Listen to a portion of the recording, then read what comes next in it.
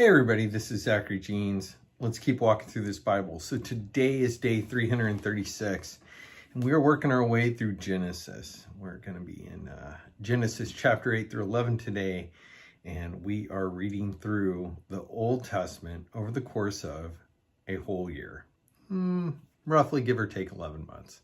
So thank you for joining me. Thanks for taking time to get in the Word every day, and I hope you grow as a result of it. Thank you for the likes, the love. Thank you for subscribing over on YouTube or wherever you are. Thanks for sharing. When you share, people get to see. And I appreciate that. So all the normal stuff. For those who support me, God bless you. I appreciate it. You can do so if you like to. Everything's free, but if you want to support what I'm doing and see me do more of it, I appreciate that. And you can do so at ko-fi.com/Zachary Jeans. So super simple. It's like coffee with a K.com Zachary Jeans. A little coffee. All right. So we are in Genesis chapter 8, and we're picking up where the flood subsides. Noah just got out of the ark, and or is about to get out of the ark, and all the rain and cataclysmic stuff has happened. And we'll pick it up in verse 1 of chapter 8. But God remembered Noah and all the beasts and all the livestock that were with him in the ark. God made a wind blow over the earth, and the water subsided. The fountains of the deep and the windows of the heavens were closed. The rain of the heavens was restrained, and the waters receded from the earth continually. At the end of 150 days, the waters had abated. And in the 7th month, on the 17th day of the month, the ark came to rest on the mountains of Ararat. And the waters continued to abate until the 10th month. In the 10th month, on the first day of the month, the tops of the mountains were seen. At the end of 40 days, Noah opened the window of the ark that he had made, and sent forth a raven. So he let loose a bird. It went to and fro until the waters were dried up from the earth. Then he sent forth a dove from him to see if the waters had subsided from the face of the ground. But the dove found no place to set her foot, and she returned to him, to the ark, for the waters were still on the face of the whole earth. So he put out his hand, and he took her and brought her into the ark with him. He waited another 7 days, and again he sent forth the dove out of the ark. And the dove came back to him in the evening, and behold, in her mouth was a freshly picked olive leaf. So Noah knew that the waters had subsided from the earth. Then he waited another 7 days and sent forth the dove, and she did not return to him anymore. In the 601st year, in the 1st month, the 1st day of the month, the waters were dried from off the earth. And Noah removed the covering of the ark and looked, and behold, the face of the ground was dry. In the 2nd month, on the 27th day of the month, the earth had dried out. Then God said to Noah, "Go out from the ark, you and your wife and your sons wives with you. Bring out with you every living thing that is with you of all flesh, birds and animals, and every creeping thing that creeps on the earth, that they may swarm on the earth and be fruitful and multiply on the earth."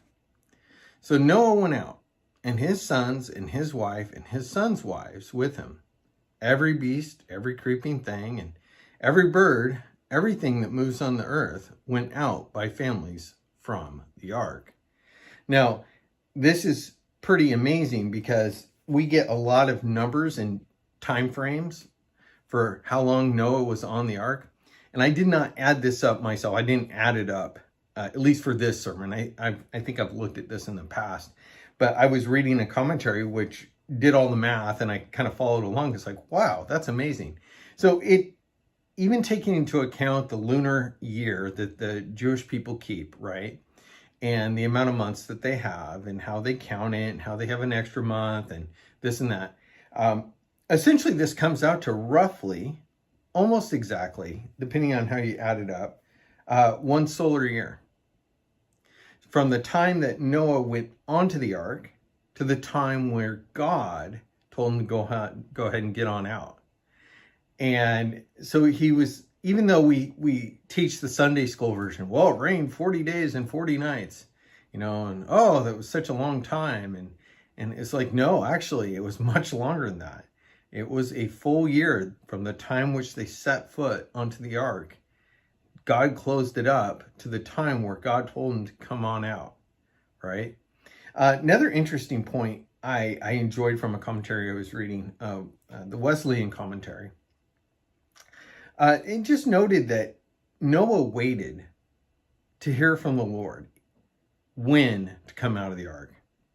Lord told him to go on into the ark, and he waited for the Lord's word. He didn't take some sort of presumptuous action. He really waited on the Lord to act.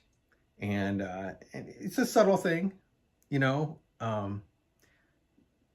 I think it's important for all of us, right? Are we waiting on the Lord? Sometimes we're like, oh, we should just act. God shows us, it seems the Bible says in places, it seemed good for them to do. And they did it, the apostles, right? Luke, who wrote the Gospel of Luke and Acts, right, walked around with Paul. Luke says that, it seemed good for him to lay out an account, right, of everything that Jesus said and did. And then, of course, ensuing the story of Acts of the apostles. So there are times where just general wisdom, godly wisdom, tells us to do stuff, and we do it. And then there's that part where it's like, well, wait a minute, just because it seems good to do, should I do it? And I don't think it's wrong to ever do right. It's always right to do right. But God won't fault you for waiting on him and waiting for his guidance and his direction. And Noah did. Noah waited. Then Noah built, when he came out of the ark, then Noah built an altar to the Lord and took some of every clean animal and some of every clean bird and offered burnt offerings to the altar. Now, mind you, they had 7 pairs of the clean animals, remember? We always see the Sunday school version of 2x2, they entered the ark. And that's true, but we get further detail that there were actually 7 pairs of clean animals. And to that end, even though we haven't had a description of what a clean animal is yet, this is within the Mosaic law, the 5 books, the Pentateuch, and he's writing to readers who have been told in his writings what a clean animal is. Okay. And it's also noted that at the time of Noah, in pre-flood times, they knew what a clean animal was and what an unclean animal was. So Noah built an altar to the Lord and took some of every clean animal and some of every clean bird and offered burnt offerings on the altar. And when the Lord smelled the pleasing aroma, the Lord said in his heart, never again curse the ground because of man. For the intention of man's heart was evil from his youth, or is evil from his youth. Neither will I ever again strike down every living creature as I have done. While the earth remains, seed time and harvest, cold and heat, summer and winter, day and night shall not cease. So God promises that as far as his wrath is concerned, his judgment of the earth, he understands, first of all, that the man's heart is sinful. It just is. Not that he didn't know, but it's proved out in reality, right? And he promises that his judgment will never be a flooding of the entire earth again. Now, there will be great judgments, but even in the largest judgments of the book of Revelation, of the apocalypse, the end time, you don't see an entire wiping out of humanity. You do see thirds of the earth killed and decimated, which is very large, but you don't see the entirety of the earth. And so even in his greatest judgments on earth, against a sinful, rebellious man. It is with an eye towards, hey, realize you're small and you are sinful and you are being judged and you need God's grace, and God's in control. He has the right to judge you, and you can plead for his grace and his mercy. That's the point of Revelation. But he doesn't wipe out the entire earth. It does say that had the judgments continued, no one would have survived. But even there in the end, God does stay his hand and honors what he told Noah here. And God blessed Noah and his sons and said to them, be fruitful, multiply, fill the earth. The fear of you and the dread of you shall be upon every beast of the earth, and upon every bird of the heavens, upon everything that creeps on the ground, and all the fish of the sea. Into your hand they are delivered. Every moving thing that lives shall be food for you. And as I gave you the green plants, I give you everything.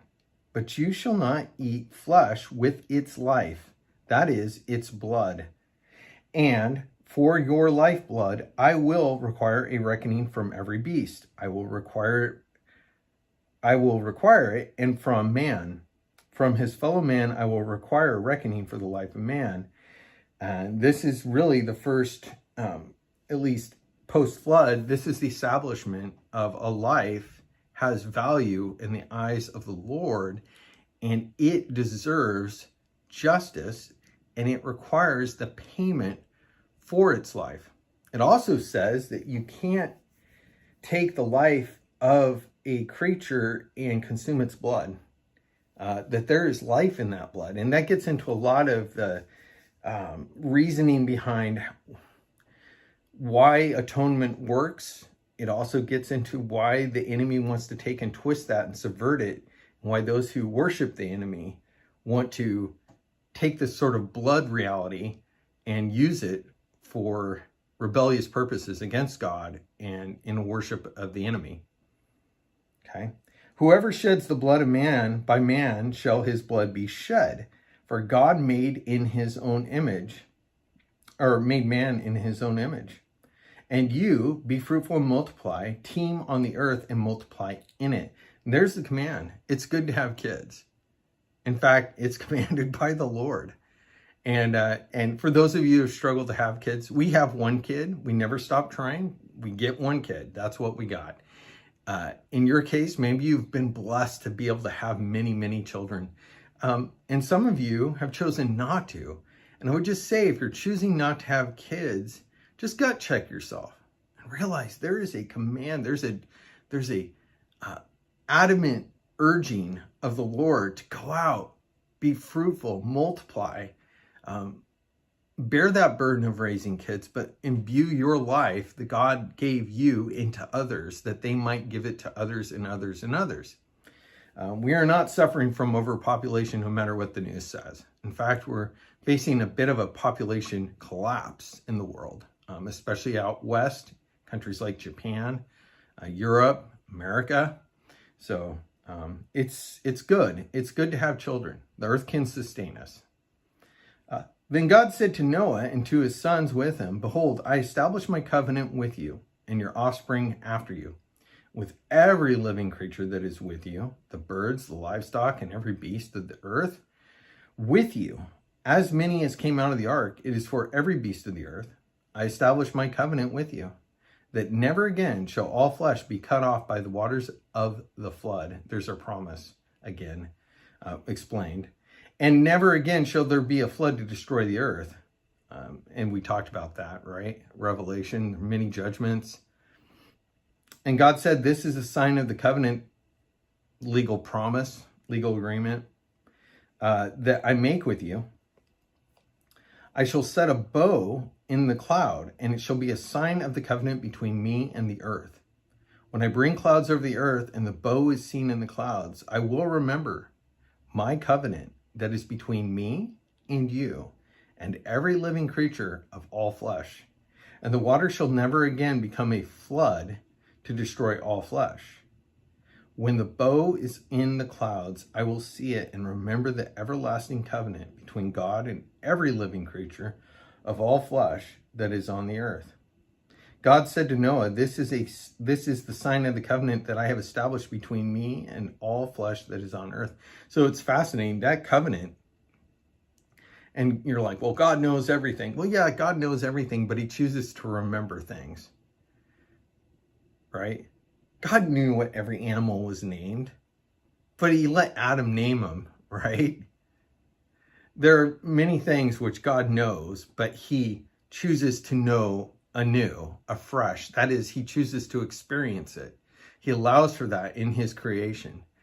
And it's interesting that covenant, that promise, not to judge the world by one massive flood again, is not only a promise that he makes by himself.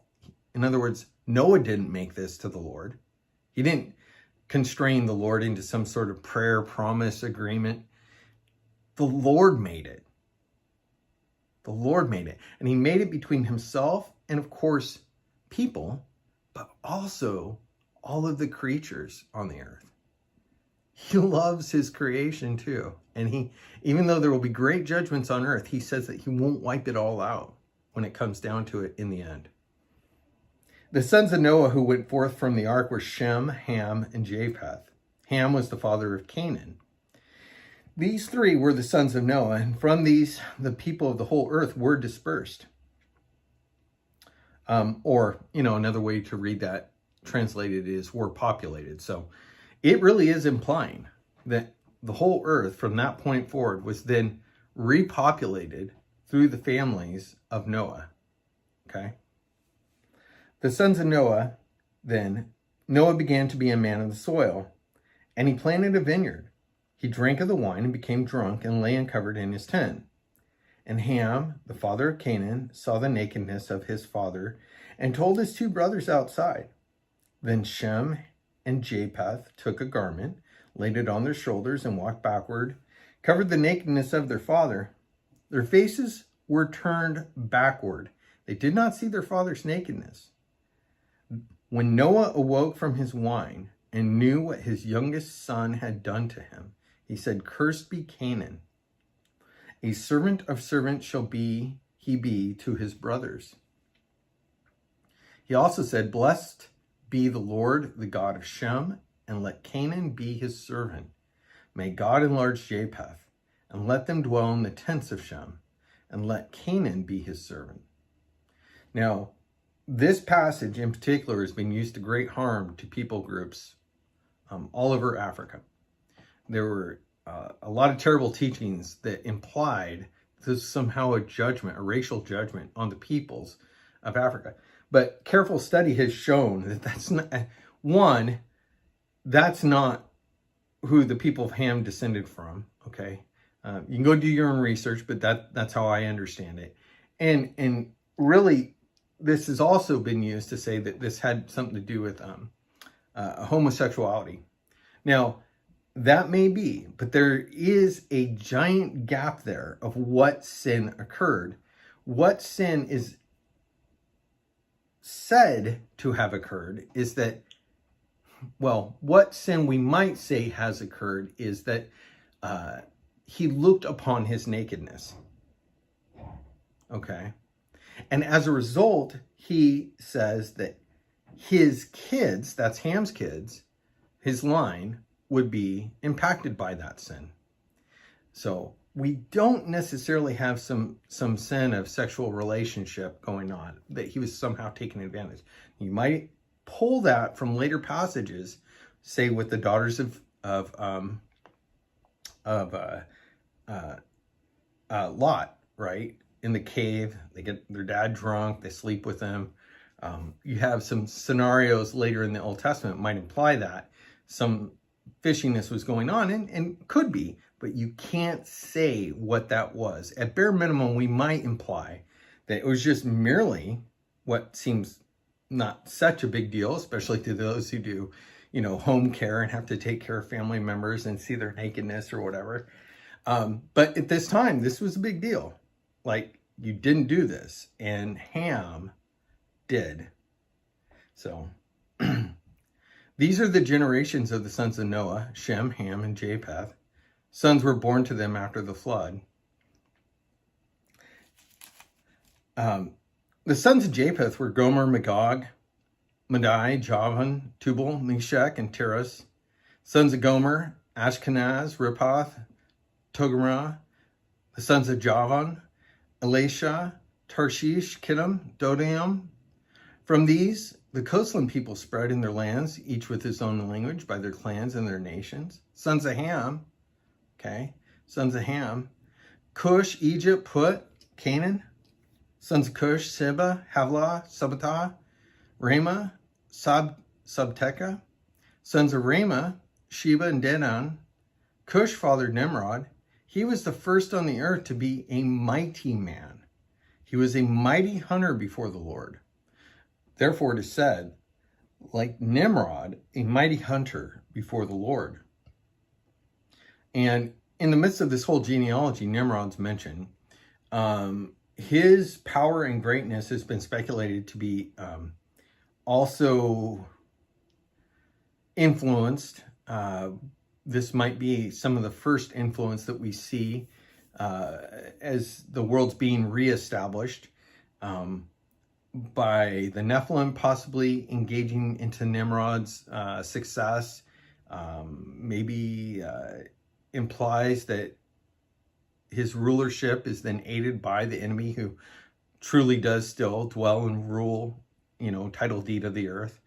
That's a deeper study, but you can see that Nimrod is different than all of these people, all great leaders and clan leaders and leaders of family lines.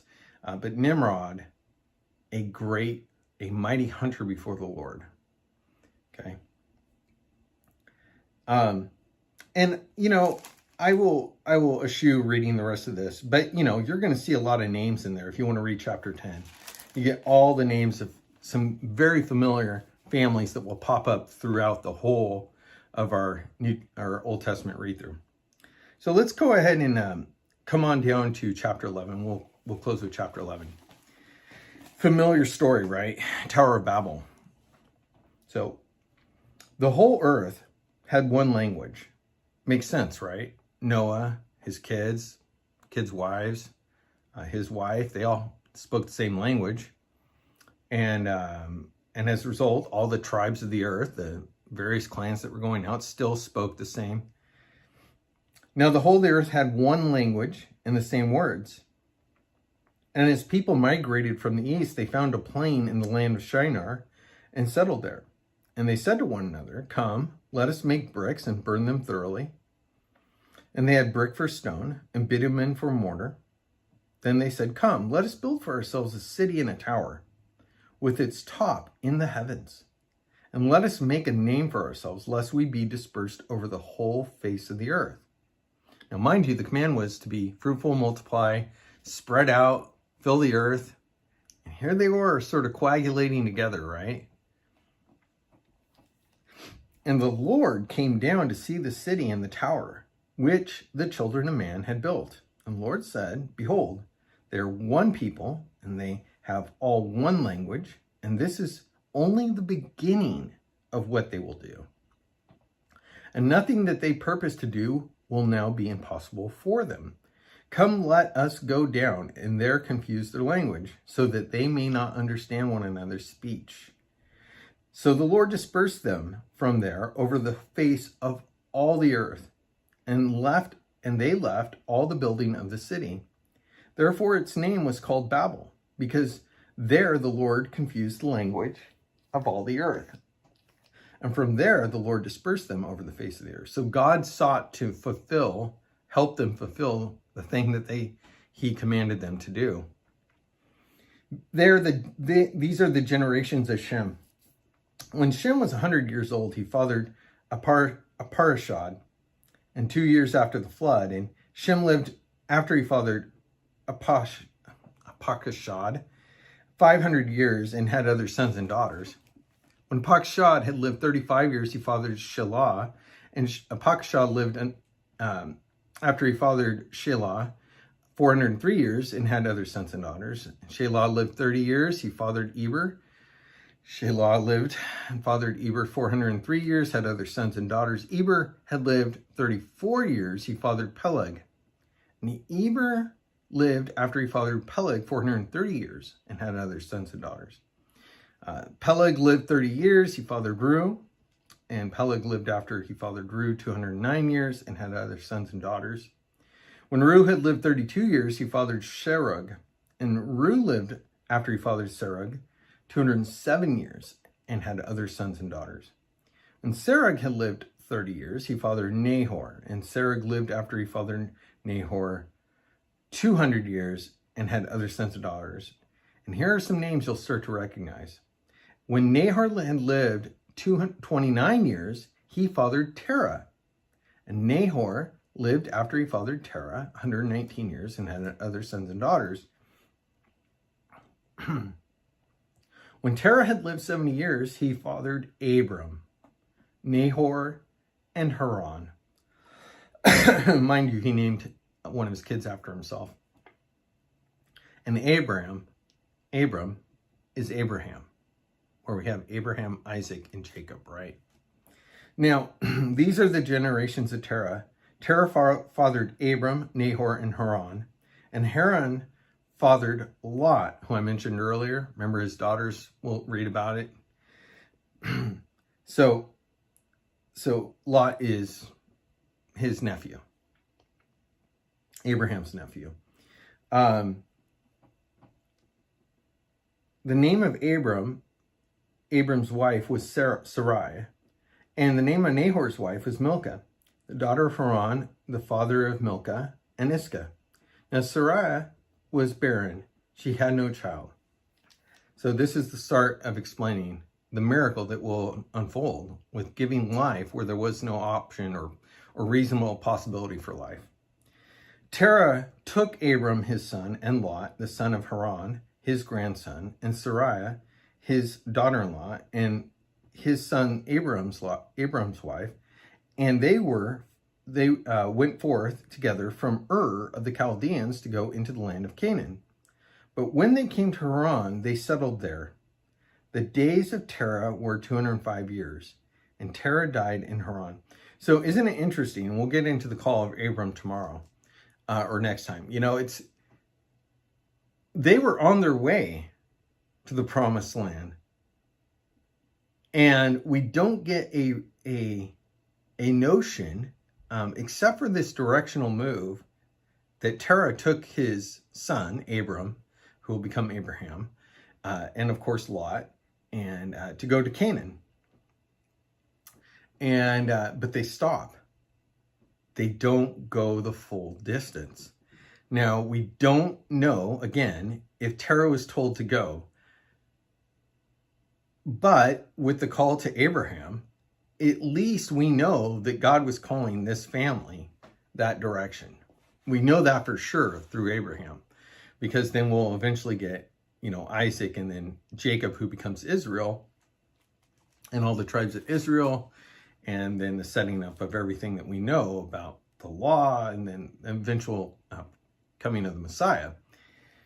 But Terah, it wasn't Abraham who first set out in that direction. It was actually his dad.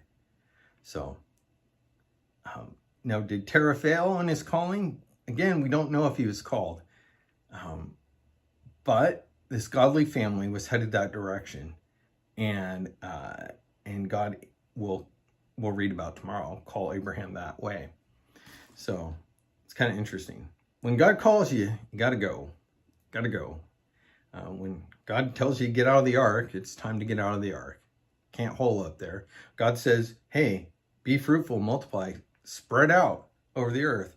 And then you're like, nah. Kind of like hanging out with each other. Maybe we'll just build a little town here with a big old temple, big old tower. And God's like, no, it's not what I told you to do. So we have a pattern where even though there are godly people and there's still sinfulness in the world and rebellion, not wanting to abide in what the Lord's telling you else to do. So God says go, you got to go. God says go, you got to go. Till next time, hey, will be day 337. God bless you. Keep walking. Bye-bye.